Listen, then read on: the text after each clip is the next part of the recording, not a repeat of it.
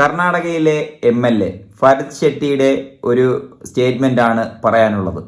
പുള്ളി പറഞ്ഞിരിക്കുന്നത്, രാഹുൽ ഗാന്ധിയെ, പ്രതിപക്ഷ നേതാവായ രാഹുൽ ഗാന്ധിയെ പാർലമെന്റിന്റെ അകത്തിട്ട് മർദ്ദിക്കണം എന്നുള്ളതാണ് ഭരത് ഷെട്ടി, BJPയുടെ MLA ആയ കർണാടക MLA ഭരത് ഷെട്ടി പറഞ്ഞിരിക്കുന്നത്.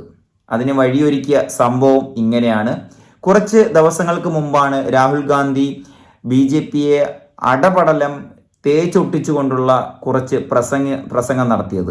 അതിൽ ദൈവങ്ങളുടെയും ഗുരുദേവങ്ങളുടെയൊക്കെ ഫോട്ടോ ഉയർത്തിക്കൊണ്ട് തന്നെ രാഹുൽ ഗാന്ധി ഓരോന്നിനും മറുപടി കൊടുത്തിരുന്നു. അതിൻ്റെ കൂടെ തന്നെ ശിവന്റെ ഫോട്ടോ വെച്ചിട്ട് രാഹുൽ ഗാന്ധി പറഞ്ഞ ചില കാര്യങ്ങളുണ്ട്.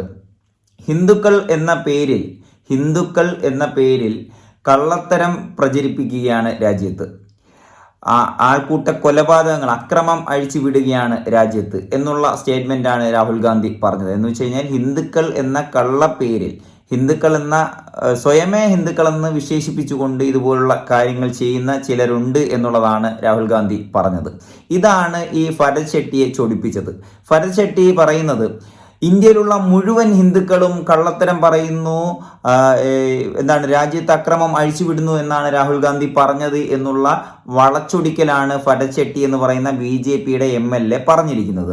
അതിനുശേഷം ഭരത് ഷെട്ടിക്ക് ഒട്ടും അങ്ങോട്ട് ദഹിക്കുന്നില്ല. പറയുന്നത്, പാർലമെന്റിൽ പൂട്ടിയിട്ട് മർദ്ദിക്കണം, രാഹുൽ ഗാന്ധിയെ മർദ്ദിക്കണം എന്നുള്ളതാണ് ഭരത് ഷെട്ടി പറയുന്നത്. ഒരു MLA ഒരു MPയെ കുറിച്ച് പറയുകയാണ്, ഒരു ലോക്സഭ MPയെ കുറിച്ച് പറയുകയാണ്. ഒന്നാലോചിച്ച് നോക്കുക.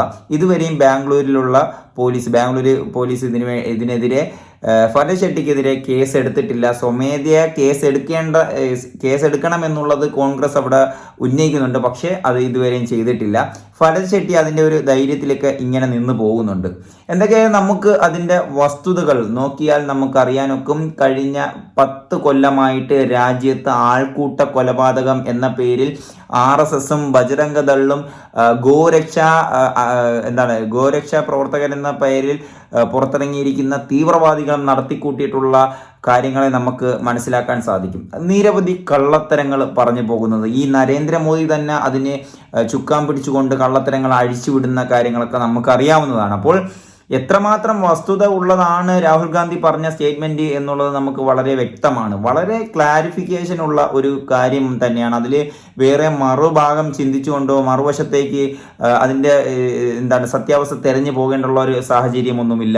നമ്മുടെ രാജ്യത്ത് പ്രകടമായിക്കൊണ്ടിരിക്കുന്ന ഈ മോദി സർക്കാർ കയറിയിട്ടും പ്രകടമായിക്കൊണ്ടിരിക്കുന്ന സത്യാവസ്ഥ തന്നെയാണ്